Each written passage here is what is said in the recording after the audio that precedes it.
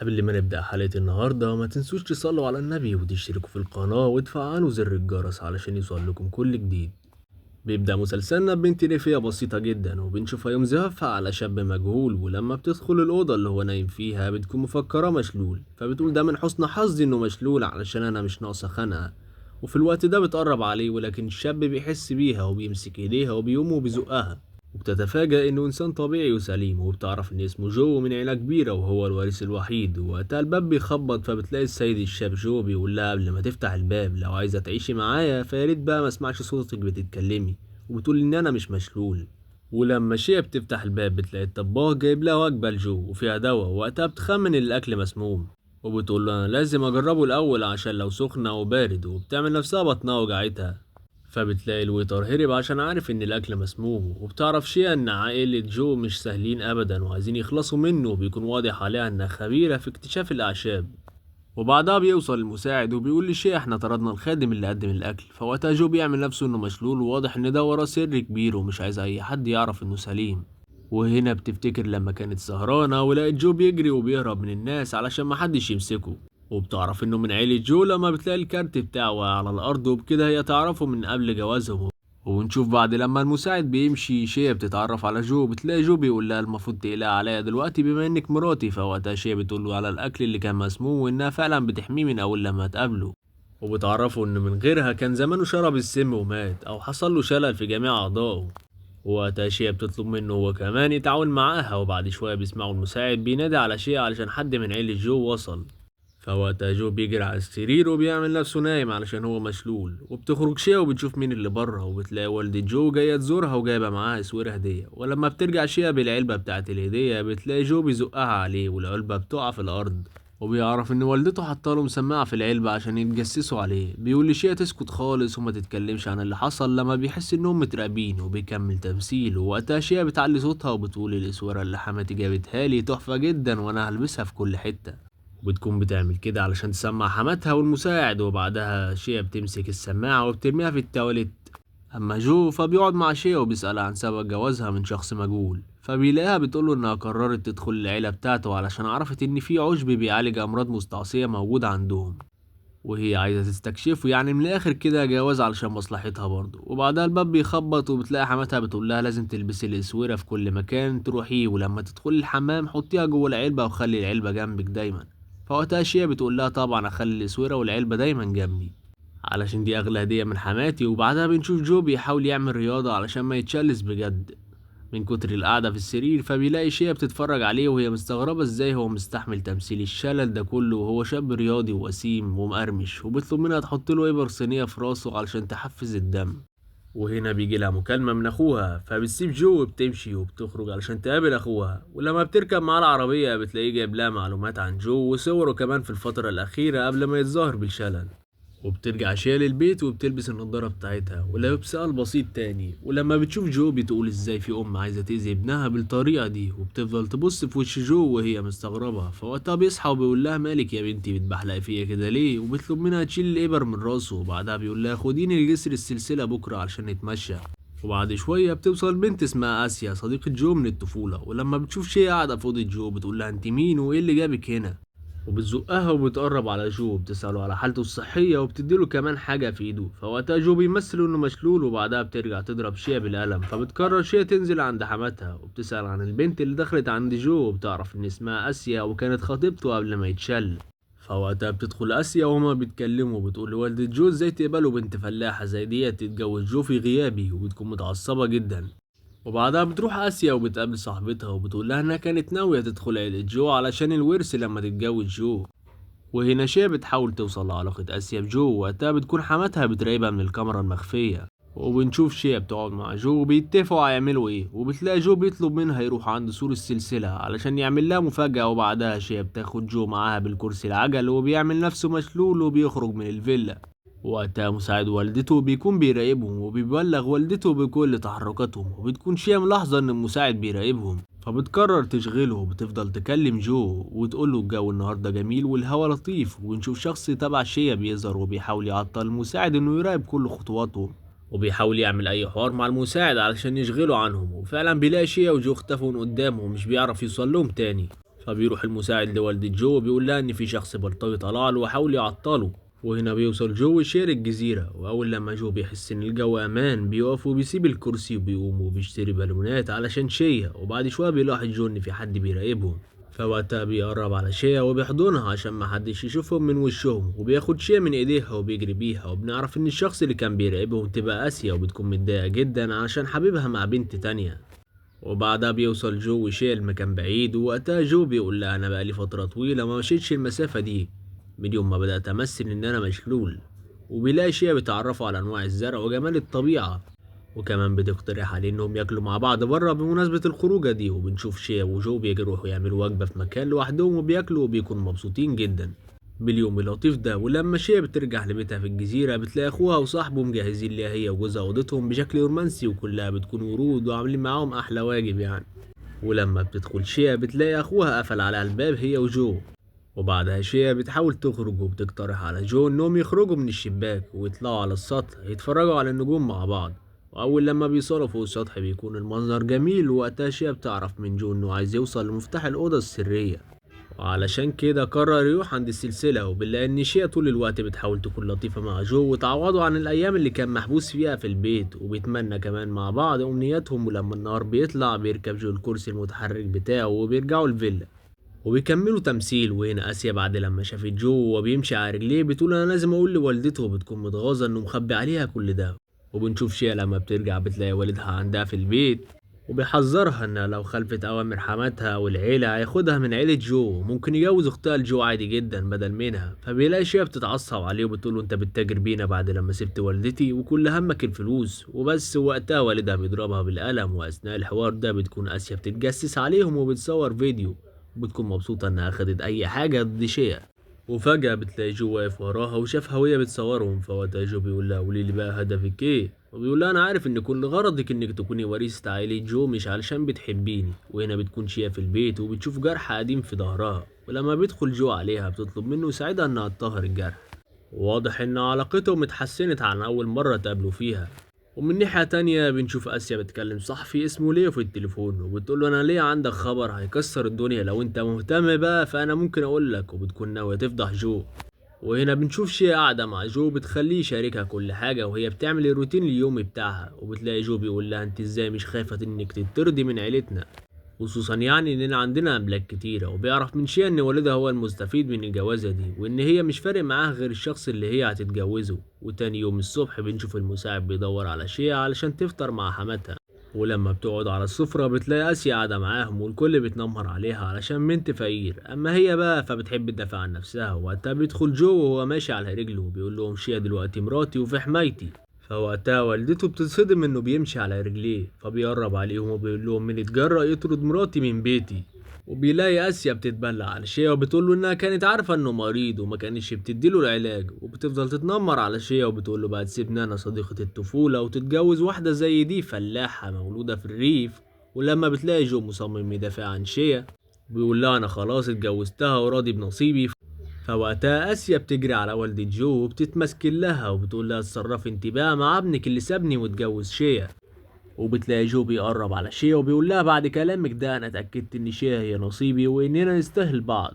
وبنعرف ان هو وشيا اتقابلوا صدفة قبل جوازهم اصلا وهما ما يعرفوش بعض، يعني من الاخر كده بينهم قبول، وياريت بقى تخليكي في حالك. وبعدها بيخرج جو بياخد مع شيا وبيخرج. وهنا ام جو بتكون هتتجنن وبتقول ازاي كل السنين دي بحط ماده مسممه لجو في الاكل وما حصلوش اي مضاعفات. وبنعرف ان والدة جو كان قصدها تعمل اعاقه لجو، وده علشان هو واخد نسبه كبيره من الاسهم وهي عايزاه كل ده يتحول ليها. واضح ان دي مش تصرفات ام ابدا مع ابنها. وبتقعد ام جو مع المساعد وبيفكروا في طريقه ازاي يخلصوا من جو، وكمان اللي طلعت في الاخر واقفه جنبه، وازاي كمان اصلا طلعوا يعرفوا بعض من زمان. وبتقول للمساعد انا المره دي ناوي انتقم منه حتى لو حصلت ان انا اخلص عليه. وبالله المساعد بيهديها طول الوقت وبيشجعها على الانتقام. ومن ناحيه تانية بنشوف جو مع شيا سهرانين مع بعض، وبيلاحظ ان شيا زعلانه علشان اسيا قالت لهم انهم كانوا اصدقاء من الطفوله اصلا. وقتها بتلاقي جو بيقول لها انهم فعلا مجرد اصدقاء طفوله ومفيش اي مشاعر. وبيعترف لشيا انه بيحبها فعلا من اول مرة، ولكن بيلاقي شيا بتقوله انها لما قررت تدخل عيلته كان هدفها توصل لمفتاح الاوضة السرية علشان مشروعها.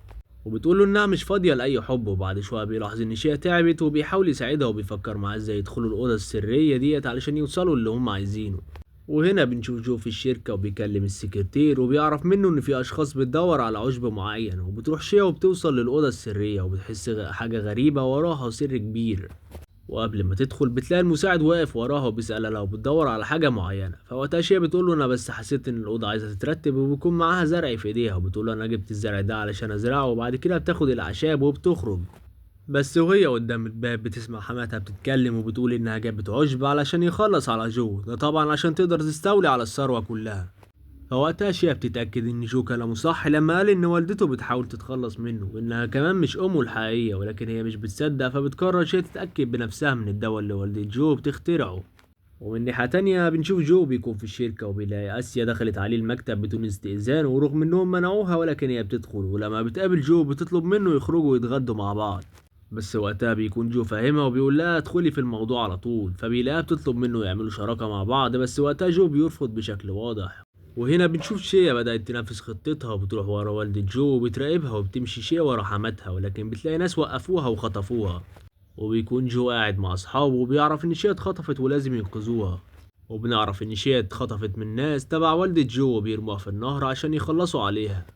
بيوصل جو للمكان اللي هي فيه وبينقذها من المية وبيفضل جنبها لحد لما بيطمن عليها وبيعتذر لها عن أي تقصير في حقها لأن هو السبب في كل اللي بيحصل لها ده. وبيلاقي شيا بتقول له والدتك هي اللي مخبيه المفتاح. وفجأة جو بيتعصب عليها وبيقول لها دي مش أمي ومستحيل أم تعمل كده في ابنها. وبيعترف لشيا إن هي أكبر نعمة في حياته وإن هي الوحيدة اللي وقفت جنبه علشان كل اللي يعرفهم بيقربوا منه علشان ثروته وممتلكاته. وهنا بيعترف لها بحبه. واخر اليوم بيرجعوا البيت وبيحاول جو يقرب من شيا عن الاول. وهنا والدة جو بتكون هتتجنن لما بتعرف من المساعد ان شيا لسه عايشة. وبتتفق مع المساعد انهم لازم يلاقوا حل ويخلصوا من شيا علشان كل مرة بتنقذ جو من السم. وبتروح شيا العيادة بتاعتها في السر وبنعرف انها دكتورة شاطرة جدا. وبعد شوية بتلاقي شخص متنكر جاي لها العيادة عنده شلل وبيمشي بكرسي متحرك. ولما بتقيسله النبض بتعرف انه عنده مرض نادر ومحتاج لنفس العشب اللي بتدور عليه. وساعتها بتوصف له علاج مؤقت. وتاني يوم بنشوف شيا بتكون راكبة العربية ورايحة العيادة، وقبل ما تنزل من العربية بتظبط شعرها وبتفك الضفاير. وبنلاقي ان جو بيراقبها وبيروح لها المكتب بيقول لها انا اكتشفت ان السم اللي موجود في جسمي حله في منتجات شركتك. ولما بيدخل جو المكتب بتحاول شيا تستخبى منه وبتكلمه وهي بعيدة عنه علشان هو ما يعرفش انها دكتورة. وبتكون مغيرة صوتها وبترفض تقابله. وبعد شوية بتوصل سيا وبتقول له صدفة غريبة يعني إننا نتقابل هنا، رغم إنها كانت أصلا بتراقبهم. فوقتها آسيا بتحس إن في سر وبتدخل وبتكسر المكتب على شيا. وبنشوف إن شيا بتكون عملت حسابها واتنكرت ولبست نضارة شمس غيرت من شكلها شوية.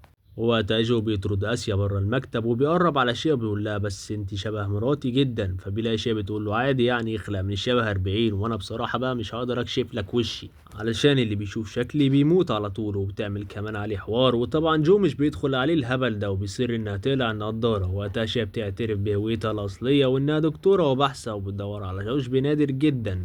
وكمان بتدور على مفتاح الأوضة السرية اللي فيها عشب وبتطلب منه إنهم ينفصلوا بعد لما كل واحد فيهم يوصل لهدفه. ولكن بتلاقي جو اتعصب عليها ومصدوم لأنها كانت بتمثل إنها بنت ريفية فقيرة. وبعد شوية بيلاقي شيء طلعت ساعة الشخص المجهول اللي زارها في العيادة وبتقوله أنا عارفة إن الساعة دي تبع حد من عيلتك، فتقدر بقى تقولي بتاعت مين. فوقتها جو بيفهم إن فينج أخوه اللي زارها في العيادة وكان بيدور على الدواء السري.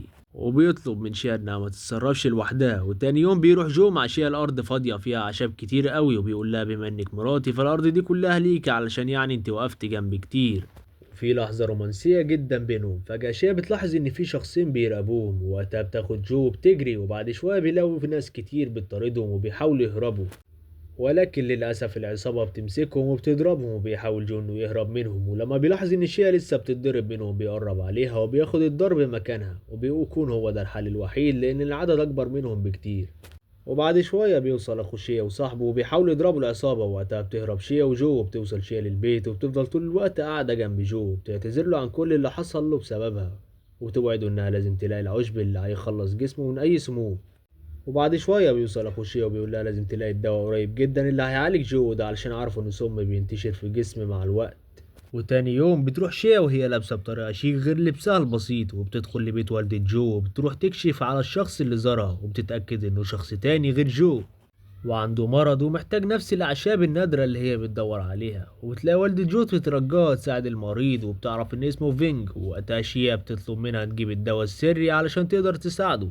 فبتروح أم جو وبتجيب العلبة، وبتكون مترددة إنها تسيب العلبة مع شيا، وبعد إقناع من شيا بتاخد منها العلبة وبتخرج بره علشان تقدر تعالج فينج، وبتقفل الباب وبتدي الفينج إبرة مخدرة، وبتاخد علبة الأعشاب وبتحطها في شنطتها، وبعدها شيا بتخرج من الأوضة. وبتطمن والدة جو المزيفة على فينج المريض، وبنشوف إن شيا وهي في الأوضة بدلت علبة الأعشاب السرية بعلبة مزيفة، وأخذت كمان العشب في شنطتها وخرجت على طول. واخر اليوم بتكون شيا في البيت، وبتلاقي جو راجعه من بره ومتضايق جدا، وبيقول لها انا عارف انك رحتي وسرقتي الدواء السري، ولكن بيلاقي شيا بتكذب عليه وبتقول له انها حاولت انها تسرقه ولكنها فشلت. وبيلاقي شيا بتقول له ان الشخص اللي اسمه فينج ده شبهك جدا لدرجه اني شكيت فيه اول مره. فبتلاقي جو بيقول لها ان فينج اخوه غير الشقيق، وواضح كده ان والدته فعلا مش امه الحقيقيه، وده لانها بتحاول تعالج ابنها الحقيقي فينج، وبتسمم جو علشان تاخد منه الاسم وتحولها لابنها الحقيقي. وتاني يوم بتروح شيا وبتتمشى مع جو، وبيحكي لها ان والده كان في خلاف بينه وبين والدته، واتجوز واحده غيرها اللي هي بتتظاهر انها امه، وبنعرف ان ام جو ولدته في نفس وقت ولادة اخوه فينج. وكده بنعرف ان جو هو الوريث الحقيقي للعيله، وان فينج ده ابن شخص تاني، وعلشان كده والد جو كتب ميراث العيله باسم جو. وعلشان كده برضه والدته المزيفه بتحاول تسممه وتجيب له شلل عشان تحول الملكيه لابنها الحقيقي فينج، وده بعد ما تعالجه من المرض النادر. وقتها شيا بتقوله لما هو مش نفس الأب فازاي فينج شبهك بالطريقة دي، وبتعرف من جو إن فينج عمل كل عمليات التجميل اللي تقدر توصله لنفس الشبه بتاع جو، وده طبعا علشان يثبت إنه الوريث للعيلة. وبعدها بتلاقي جو بيطلب منها تساعده وتكمل معاه تمثيل لحد ما ياخد حقه منهم. وهنا بتكون والدة جو بتفطر، وبتلاقي جو وشيا داخلين عليها، وقتها والدته بتمثل انها خايفة عليه جدا، وبتفضل تتحايل عليه انه ياكل او تعمل له طبق شوربة من ايديها، ولكن هو بيرفض. وبعدها شيا بتقول له امك المزيفة عليها شوية تمثيل انما ايه اورجانيك. وبيرجع جو للأوضة بتاعته مع شيا، ولما بيلاحظ ان المساعد بيراقبهم بيفضلوا يهزروا مع بعض وبيحاولوا ما يتكلموش في اي حاجة. وتاني يوم الصبح ومع الفطار بنشوف شيا بتقول لحماتها انها تخرج تتمشى مع جو، وبعد شوية بيوصل جو وهو راكب العربية ومستني شيا تركب معاه علشان يروحوا الريف. وبتوصل شيا عند اصحابها وبتروح وبتسهر معاهم، وبيكون في 2 شباب بيحضروا المشاريب وبيحطوا دواء في الكوباية بتاعت جو، ولكن لسوء حظهم واحد تاني اللي بيوزع المشاريب والكوباية اللي فيها دواء بتكون من حظه، وبرضه بيصمموا انهم يحطوا سم في كوباية شيا وجو. وبعد لما شيا وجو بيشربوا وبيعملوا نفسهم اغمى عليهم، وبعدها بيختفوا شوية. ومن ناحية تانية بنشوف والدة جو قاعدة وبتلاقي ابنها فينج داخل عليها وبيقول لها انه بقى كويس ورجع لصحته تاني. ولما بيدخل فينج للأوضة بيشكر المساعد علشان واقف جنبه طول الفترة اللي فاتت. وآخر اليوم بيرجع فينج وبيقعد مع عمه الحقيقية، وبيلاقيها بتقوله إن إحنا كده خلصنا من جو وهو دلوقتي ميت، وهناخد الأسهم وهتبقى ليك أنت، وهيبقى اسمك جو لأنه كده كده ملوش أي وجود في الحياة، خصوصا بعد عمليات التجميل بقت نسخة منه. فوقتها فينج بيتعصب وبيقول لها كفاية عليا بقيت شبه، وكمان هيبقى اسمي جو، وتقريبا كده كل مشاكله في الاسم وبس. وبيقول لها الدنيا تهدى شوية وهغير اسم جو لاسمي الحقيقي. وتاني يوم بيروح فينج وبيقابل الدكتورة شيا لوحده وبيشكرها لأنها أنقذته من الموت بعد ما أدت له العشب النادر. وقتها شيا بتقول له ممكن تساعدني وتمثل معايا إنك خطيبي، علشان بصراحة في شخص بيضايقني وعايز يرتبط بيا، وكمان بتطلب منه إنها تعيش معاه كام يوم كده لحد ما الشخص اللي بيضايقها يصرف نظر عنها. وهنا بنشوف جو بيفتش في أوضة فينج في نفس الوقت اللي بفينج بيكون بيقابل شيا، ووقتها بيوصل انذار لفينج إن في حد دخل أوضته، وبيفتح فيها وبيسيب شيا وبيرجع وبيشوف فيه إيه. وبتحاول شيا تتواصل مع جو وتعرفه إن فينج رجع في الطريق، وعرف كمان إن في حد بيسرقه. ووقتها جو بيحاول يهرب، وهنا بنشوف إن جو وشيا عايشين في الريف بعد ما شخص أنقذهم ومثل معاهم إنهم ماتوا من السم، لان دي اوامر ام فينج. وبنلاقي جو بيقول لشيا خلي بالك ولازم ناخد حذرنا، خصوصا انهم معتقدين اننا متنا من السم اللي كان محطوط في المشروب. وكمان بيقول لها خلي بالك علشان فينج ده مش سهل. وبيقرروا يعملوا خطة علشان يرجعوا ممتلكات جو تاني ويثبتوا ملكيته. وهنا بيكون فينج بيعرف والدته انه اتعرف على دكتورة جميلة ومثقفة وكمان هتنقذه من اي مرض. وطبعا شيا بتكون قايلة له اسم تاني غير اسمها، وتغير الستايل بتاعها وشكلها لما بتقابله، خصوصا انها في البداية كان باين انها بنت ريفية وبضفاير وبنضارة نظر. وتاني يوم بتروح شيا وهي عاملة نفسها دكتورة البيت فينج، وبيكون معاها شنطة فيها هدومها، وبتلاقي ام فينج بترحب بيها جدا وبتقول لها البيت بيتك وانت واحدة مننا، وكل ده طبعا عشان مصلحة ابنها مش اكتر. وبتطلع شيا مع المساعد علشان تشوف اوضتها الجديدة، وبعد شوية بتوصل اسيا وبتكون جايبة هدية لفينج. ولما بتخرج شيا بيحاول فينج يعرفهم على بعض، ووقتها شيا بتقدم نفسها وبتقول إن اسمها سو، وأول لما آسيا بتشوفهم بترفض تسلم عليها لما بتحس إنها تاخد فينج منها كمان. وبعدها فينج بياخد شيا وبيفرجها على القصر بتاعه وبيقدم لها خاتم خطوبة، وفي نفس الوقت ده بتكون آسيا وصلت للأوضة السرية وقدرت تفتحها، وبتعرف إن فينج شخص مزيف وإن جو صاحب الأملاك دي كلها.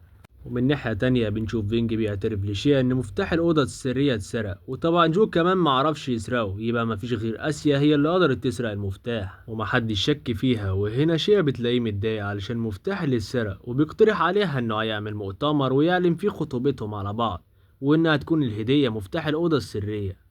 وقتها اللي سرق المفتاح هيحضر المؤتمر علشان يتأكد إذا كان مفتاحه سليم ولا مزيف، وبعدها بكام يوم بيعملوا مؤتمر باسم فينج وبيعلن خطوبته على شيا وبيقدم ليها كمان مفتاح مزيف هدية. وقتها بيوصل جو والكل بيتصدم انه لسه عايش، ولكن المفاجأة ان فينج وامه بيكونوا عارفين انه لسه عايش، وبيكون ده كله مجرد فخ، خصوصا لما شافوه في الكاميرا وهو بيحاول يسرق المفتاح بتاع أوضة الأعشاب السرية وفشل. وبيلاقي شيا قربت من جو بتقول له الفينج ما ينفعش يتجوز اتنين، وده لأن جو يبقى جوزي حبيبي، وبتكشف هويتها الحقيقية إنها دكتورة أبحاث. فبيحاول فينج يكذبهم بيقول إن جو هو اللي شخص مزيف، ولكن بتوصل آسيا في الوقت المناسب وبتثبت إن جو هو الشخص الحقيقي.